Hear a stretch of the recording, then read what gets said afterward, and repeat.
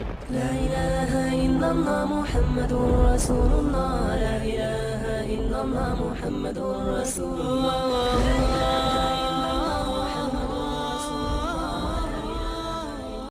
পবিত্র শুক্রবারে জুমার নামাজ আদায় করে বাংলাদেশ আঞ্জুমানে তালামিজে ইসলামের রাজপথে সিলেটের রাজপথে তারা আছে। চট্টগ্রাম আদালত প্রাঙ্গণে আইনজীবী সাইফুল ইসলাম আলিফকে যে হত্যা করা হয়েছে সেই হত্যার প্রতিবাদ জানিয়ে বিচার চেয়ে এমনকি সন্ত্রাসী সংগঠন ইসকনের কার্যক্রম নিষিদ্ধের দাবিতে মুসল্লিরা রাজপথে রয়েছে। দর্শক যারা আমাদের সাথে বিভিন্ন জায়গা থেকে যুক্ত হয়েছেন প্রত্যেকে ধন্যবাদ জানাচ্ছি। সাউন্ড ক্লিয়ার আছে কিনা, দেখতে পাচ্ছেন কিনা জানিয়ে দিবেন অবশ্যই, এমনকি আমাদের সাথে থাকবেন। কোন জায়গা থেকে দেখছেন জানিয়ে দিবেন।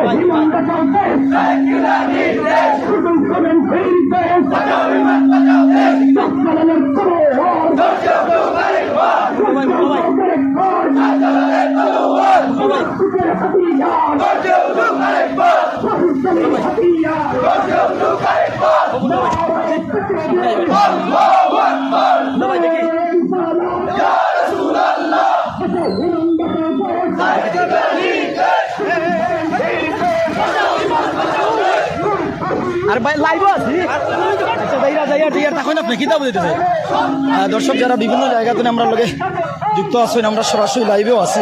এখানে কিন্তু ধর্মপ্রাণ মুসল্লিরা জুমার নামাজ আদায় করে বিক্ষোভ মিছিল নিয়ে সিলেট শহরের রাজপথে বাহির হয়েছেন। আপনাদের যদি জানাই, চট্টগ্রাম আদালত প্রাঙ্গণে আইনজীবী যে সাইফুল ইসলাম আলিফকে নির্মমভাবে হত্যা করা হয়, সেই হত্যার প্রতিবাদ ও বিচার চেয়ে এমনকি বাংলাদেশের ইসকনের কার্যক্রম নিষিদ্ধের দাবিতে বিক্ষোভ মিছিল করছে বাংলাদেশ আঞ্জুমানে তালামিজে ইসলামিয়া সিলেট জেলা ও মহানগর শাখা।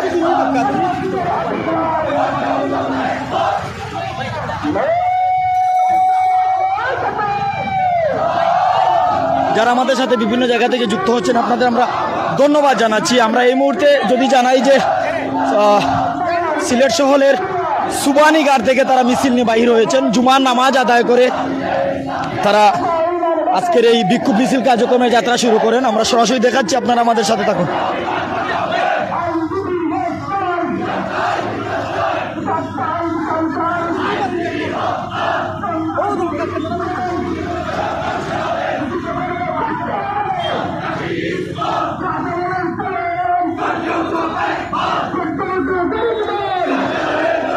দর্শক যারা বিভিন্ন জায়গা থেকে আছেন আপনাদের আমরা জানাচ্ছি যে সরাসরি মিছিলের আগ থেকেই আমরা কভার করছি।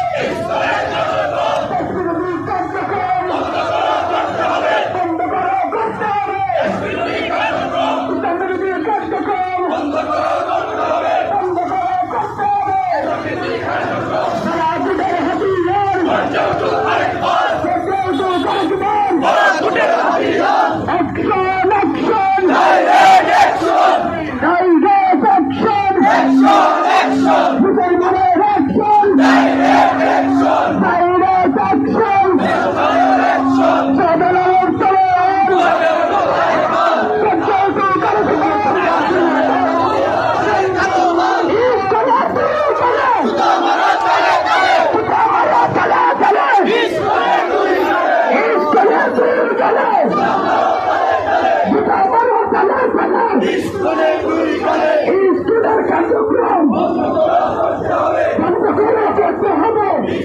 মুসল্লিদের কাছ থেকে আমরা যতটুকু স্লোগান শুনতে পারছি যে ইসকনের কার্যক্রম বন্ধ করতে হবে, ইসকনের কালো হাত ভেঙে দাও, গড়িয়ে দাও।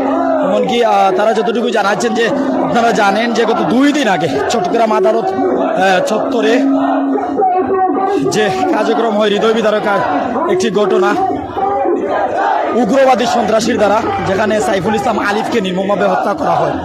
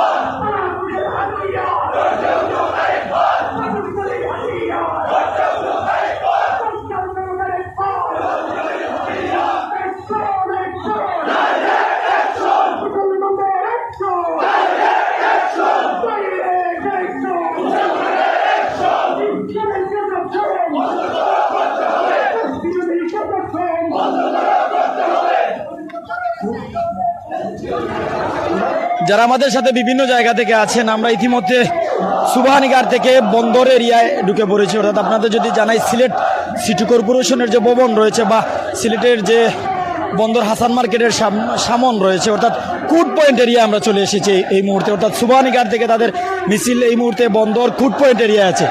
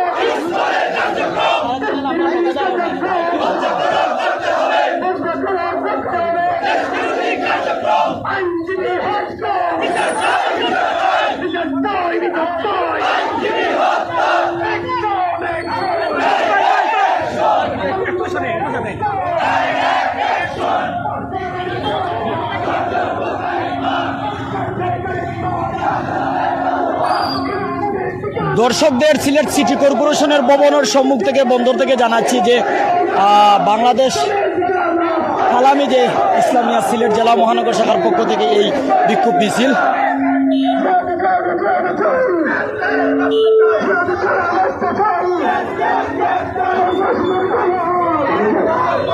নামাজ শেষে ধর্মপ্রাণ মুসল্লিরা বিভিন্ন জায়গা থেকে এসেছেন, এমনকি এই বিক্ষোভ মিছিলে যোগ দিয়েছেন।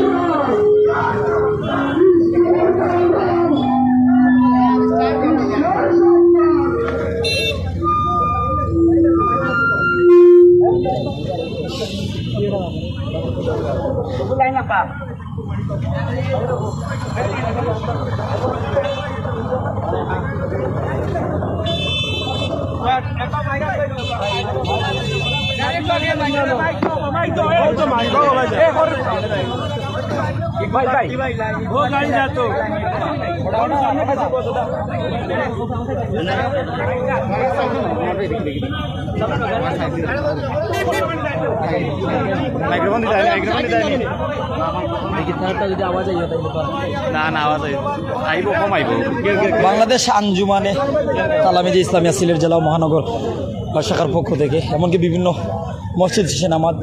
মসজিদের নামাজ শেষে ধর্মপ্রাণ মুসল্লিরা আজকের এই বিক্ষোভ মিছিলে যোগ দিয়েছেন। আপনারা জানেন যে 2 দিন আগে চট্টগ্রাম আদালত চত্বরে সাইফুল ইসলাম আলিফ, যিনি আইনজীবী, যাকে নির্মমভাবে হত্যা করা হয়, সেই হত্যার বিচার চেয়ে এমনকি ইসকনের যে কার্যক্রম তার নিষিদ্ধের দাবিতে আজকের এই মিছিল সিলেটে শুক্রবার নামাজ শেষেই। আসসালামু আলাইকুম ওয়া রাহমাতুল্লাহি ওয়া বারাকাতুহু। ইন্নাল হামদুলিল্লাহ।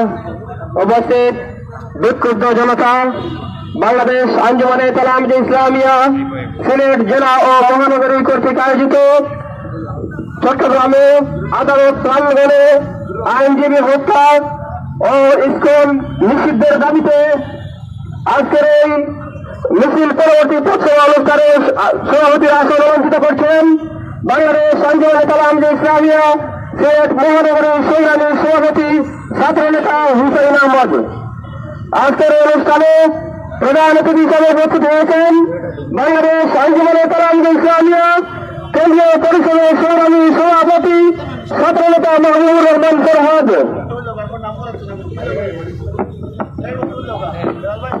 এখানে উপস্থিত হয়েছেন এই পর্যায়ে বক্তব্য নিয়ে আসছেন সুপ্রিম কোর্টের বিশিষ্ট আইনজীবী অ্যাডভোকেট আব্দুর রকিব।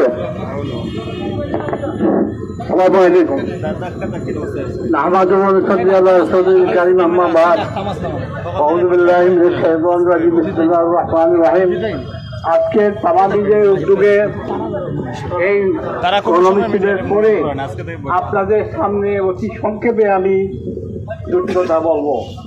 একটি হচ্ছে এই হযরত শাহজালালের মাটিতে হযরত আল্লামা ফজলুল সাহেবুল্লাহ রহমতুল্লাহ আলাইহি এই আঞ্জুমানে তালামিজে ইসলামিয়া এবং আঞ্জুমানে আল ইসলাম এই দেশের মুসলমানের স্বার্থে, মুসলমান রাষ্ট্রের পক্ষে এই প্রতিষ্ঠান তিনি সৃষ্টি করে গেছেন। এই আল্লামা ফজলুল সাহেবুল্লাহ রহমতুল্লাহ আলাইহি এই উপমহাদেশের সবচেয়ে দৃষ্টান্তমূলক যে ঘটনা, 1975 সাল তখন সেনাবাহিনীর সংখ্যা 18,000 ছিল। সেই সময় সেনাবাহিনী সমস্ত বাংলাদেশের পীর বুজুর্গরা, শশীনাথ পীর সাহেব, আবু জাফর মোহাম্মদ সালেহ সহ সমস্ত পীর সাহেবরা মিলে ঢাকাতে একটি সম্মেলন হয়েছিল। 26শে নভেম্বর 75 সাল আল্লামা ফজলুল সাহেবকে সেখানে সভাপতিত্ব করেছেন। সেই মহফিলে আল্লামা ফজলুল সাহেবুল্লাহ রহমতুল্লাহ বলেছিলেন যে ভারত আমাদেরকে চোখ নিয়ে তাকায়, আমরা এইসব ভয় করি না।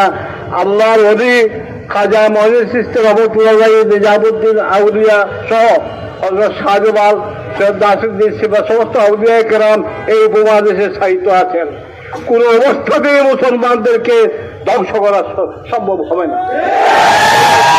অলি আউলিয়া শ্রেষ্ঠ অলির প্রতিষ্ঠিত এই সংগঠন থেকে বলছি, এই বাংলাদেশে একজন আইনজীবীকে তার কর্মকর্তা শুধু আইনজীবী নয়, সরকারের পক্ষে আইনজীবী, সে প্রসিকিউটর, পিপি ছিল। এই মামলাতে ইসকনের যে আসামি আনা হয়েছে সেখানে তারা মিছিল করে এসেছে। রেপ, পুলিশ, গোয়েন্দা সংস্থা, এনএসআইডি, জিএফআই ওরা কি করে কেন, ওরা চাইছিল গাঁজা ছিল। এখানে একজন আইনজীবীকে, রাষ্ট্রের পক্ষের আইনজীবীকে হত্যা করা হলো। আমি বর্তমান সরকার প্রধান ইউনূস সাহেবের সঙ্গে আমার একাধিকবার সাক্ষাৎ হয়েছে।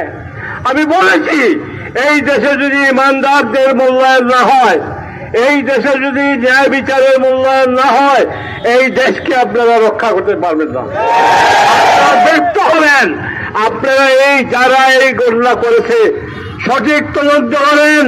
এই দেশে ওলিয়া উলিয়াদের আশ্রয় নেন, ওলিয়া উলিয়াদের উসিলায় এই দেশ স্বাধীন হয়েছে, এই দেশ রক্ষা হবে। এই দেশে মুসলমানদেরকে কোনো ইসকন হোক আর যারাই হোক ধ্বংস করতে পারবে না। এই বলেই আমি আমার বক্তব্য শেষ করছি। পরিশেষে আঞ্জুমানে আল-ইসলাহ তালামিজে ইসলামিয়া এই দেশের মুসলমানের পক্ষে, দেশের ন্যায়ের পক্ষে, আইনজীবীর পক্ষে অবস্থান নিয়ে এই দেশে যত ধরনের সংগ্রাম জিহাদ প্রয়োজন তা করে যাবে ইনশাআল্লাহ। ওয়া আখিরু দাওয়ানা আলহামদুলিল্লাহি রাব্বিল আলামিন। আমি আইনজীবী, সারা বাংলাদেশের সুপ্রিম কোর্টের আইনজীবী হিসাবে আইনজীবীদের পক্ষ থেকে তালামি ইসলামিয়াকে আন্তরিক মোবারকবাদ জানিয়ে আমি আমার বক্তব্য শেষ করছি। আসসালামু আলাইকুম ওয়া রাহমাতুল্লাহি ওয়া বারাকাতুহু। অসংখ্য মোবারকবাদ জানাচ্ছি বিক্ষুব্ধ জনতা। এই পর্যায়ে বক্তব্য নিয়ে আসছেন বাংলাদেশ আন্দোলনে তালামি ইসলামিয়া কেন্দ্রীয় পরিষদের সাবেক সভাপতি মুফতি মাওলানা বেলাল আহমদ। বক্তব্য নিয়ে আসছেন মুফতি মাওলানা বেলাল আহমদ।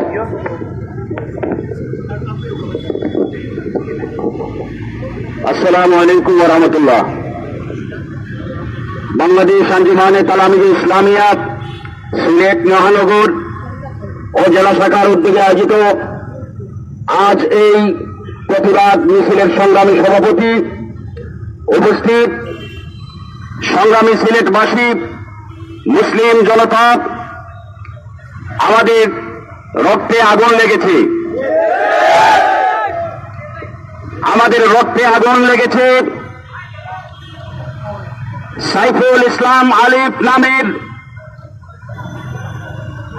সরকারি আইনজীবী, যে মানুষটা সত্য ন্যায় প্রতিষ্ঠা করার জন্য, ইনসাফ প্রতিষ্ঠা করার জন্য বিচার বিভাগে দায়িত্ব পালন করে যাচ্ছেন, আজ পর্যন্ত যার বিরুদ্ধে কোনো ধরনের অভিযোগ ওঠে নাই, এরকম একজন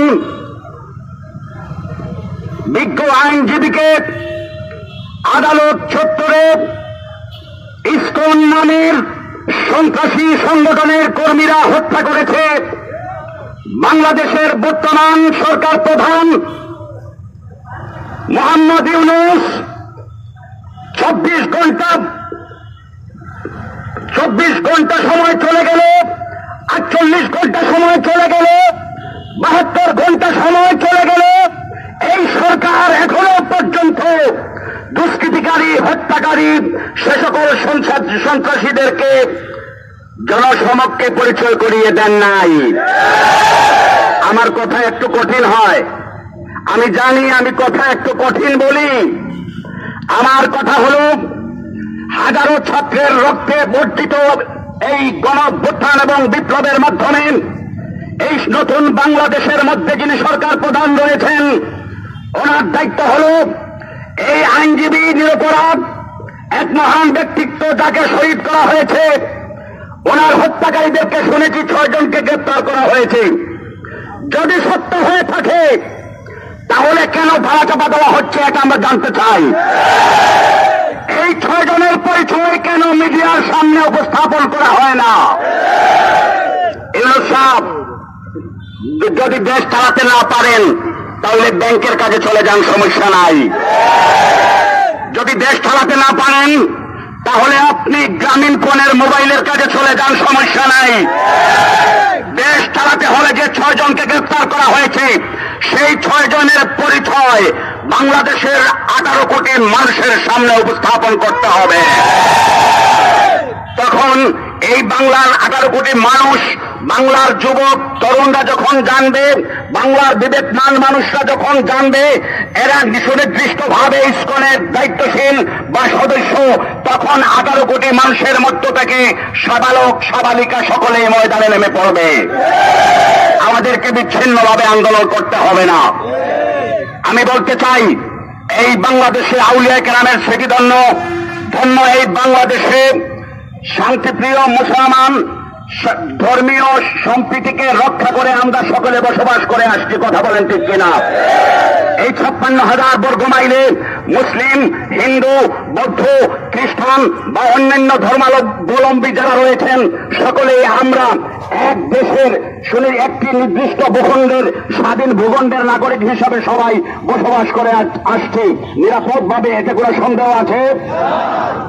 কিন্তু ইসকন নামের ধর্মীয় হিন্দু ধর্মীয় ইসকন নামের এই সন্ত্রাসী সংগঠন সিলেটেও এই গেল 2 বছর আগে সিলেটেও শৃঙ্খলা করেছে, সন্ত্রাসী কার্যক্রম চালিয়েছে, আপনাদের হয়তো মনে নাই। আমরা সরকারকে বলতে চাই, আপনারা যদি পারেন যে কোনো দলকে যে কোনো সময় ব্যান্ড করে দিতে, 24 ঘন্টার মধ্যে এই হিন্দু ধর্মীয় ইসকন নামক সন্ত্রাসী সংগঠনের যাবতীয় কার্যক্রম নিষিদ্ধ করতে হবে। শুনেন, আমার কথা গেলেই শেষ। এখন বলতে চাই, আগামীকাল শনিবার, আজকে শুক্রবার, আগামীকাল শনিবার, আজ শুক্রবার, আগামীকাল শনিবার, এর পরের দিন অফিসিয়াল ডে আছে আমাদের, রবিবার দিন অফিস চলবে। তাই বলতে চাই, রবিবারের মধ্যে ইসকনের বিষয়ে, ইসকন নয় সন্ত্রাসী, ইসকন নয়, তারা কি সন্ত্রাসীর কোন জাত পরিচয় ধর্ম দল নাই। আমরা যেখানে সন্ত্রাসী পাই সেখানেই সন্ত্রাসী খাই। আমি এইখানে দাঁড়িয়ে 2018 সনে বলেছিলাম, ওই মোদী যখন বাংলাদেশে এসেছিল তখন যখন একটি দলকে উদ্দেশ্য করে বলেছিলাম যারা পুলিশের সাথে যুক্ত হয়ে মাদ্রাসার ছাত্রদেরকে মারছিল, তখন আমি বলেছিলাম ওই তাদের কোনো দলের পরিচয় নাই, তাদেরকে ঘরে মারা দরকার, তাদেরকে বাজারে মারবো, তাদেরকে হাটে মারবো, তাদেরকে মাঠে মারবো, এই কথা আমি এখানে দাঁড়িয়ে বলেছিলাম। তাহলে সন্ত্রাসীর কোন পরিচয় নাই, জাত ধর্ম বর্ণ কোন দলের পরিচয় নাই হিসাবে ইসকনের ওরা এখন একটি দলের সদস্য নয়, ওরা সন্ত্রাসী সদস্য। ঠিক কিনা? তাই ওদেরকে নিষিদ্ধ করতে হবে। আমার কথা দীর্ঘ করছি না, উপদেষ্টা মন্ডলীদেরকে আহ্বান করব, দাবি জানাবো, যদি দেশ চালাতে না পারেন তাহলে জাতীয় ঐক্যের ভিত্তিতে সরকার গঠন করে ইসলামী নেতৃত্বকে নিয়ে উপরের আসনে বসিয়ে ক্ষমতা ছেড়ে দেন, মানে ভালো বিদায় নিয়ে চলে যান।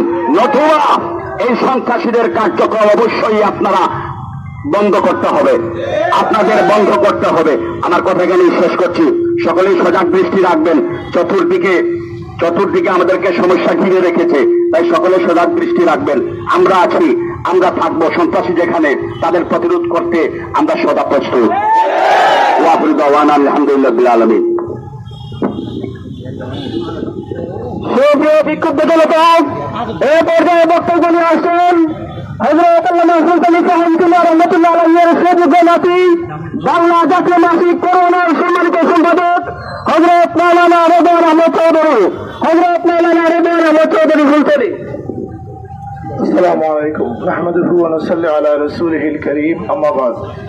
আপনারা গরম ন্যায্য কথা শুনেছেন। আমি নরম সুরে দুটি কথা বলতে চাই যে আমাদের এই বাংলাদেশ স্বাধীনতা সার্বভৌমত্বে আমরা বিশ্বাস করি, অথচ এটা দল ইসকন যারা এই দেশের স্বাধীনতা সার্বভৌমত্বকে নিয়ে তুচ্ছ তাচ্ছিল্য করে বাংলাদেশের ম্যাপ মানচিত্র নিয়ে ভিন্ন কথা বলে বাংলাদেশের মানচিত্র পরিবর্তন করে দিতে চায়, অথচ তাদের বিষয়ে এই দেশের সরকার কোনো সিদ্ধান্ত নেয় না, এটা আমাদের বুঝে আসে না।